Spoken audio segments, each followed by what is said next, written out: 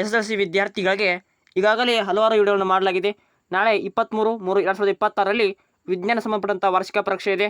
ಇವತ್ತಿನ ಒಂದು ಪಾರ್ಟ್ 2 ವಿಡಿಯೋಲಿ ಯಾವೆಲ್ಲ ಇಂಪಾರ್ಟೆಂಟ್ 12 ಅಂಕದ ಡೈಗ್ರಾಮ್ಸ್ ಅಂದರೆ ಎಲ್ಲ ಚಿತ್ರಗಳನ್ನು ನೋಡೋಣ. ಇವು ಪ್ರಮುಖವಾಗಿ ಅತ್ಯಂತ ಇಂಪಾರ್ಟೆಂಟ್ ಇರ್ತವೆ. ಸೊ ಈ ವಿಡಿಯೋನ ಎಲ್ಲಿ ಕೂಡ ಸ್ಕಿಪ್ ಮಾಡಿದೆ, ಸೊ ಕೊನೆಯ ನೋಡಿ. ಸೊ ವಿಡಿಯೋ ಇಷ್ಟವಾದರೆ ಲೈಕ್ ಮಾಡು, ಚಾನಲ್ನ ಸಬ್ಸ್ಕ್ರೈಬ್ ಮಾಡ್ಕೊಳ್ಳಿ. ಓಕೆ, ನಿಮ್ಮ ಫ್ರೆಂಡ್ಸ್ಗೆ ವಿಡಿಯೋನ ಶೇರ್ ಮಾಡ್ಕೊಳ್ಳಿ.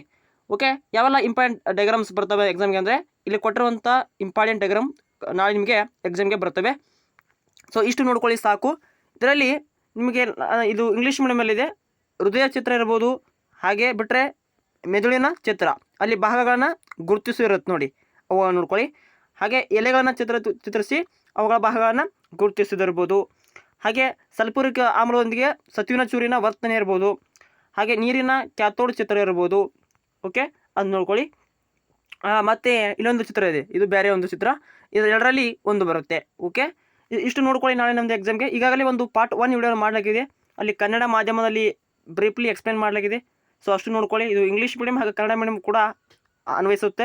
ಸೊ ಇಷ್ಟು ನೋಡ್ಕೊಳ್ಳಿ ನಾಳಿನ ಎಕ್ಸಾಮ್ಗೆ.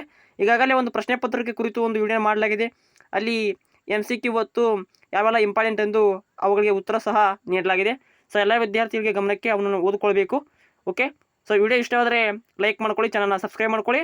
ಸೊ ಏನಾದರೂ ಡೌಟ್ಸ್ ಇದ್ದರೆ ಕಮೆಂಟ್ ಬಾಕ್ಸಲ್ಲಿ ಸೊ ಬಂದು ಕಮೆಂಟ್ ಪಿನ್ ಮಾಡಿ, ಅವಾಗ ನಾವು ಬೇಗನೆ ಉತ್ತರ ಕೊಡ್ತೀವಿ.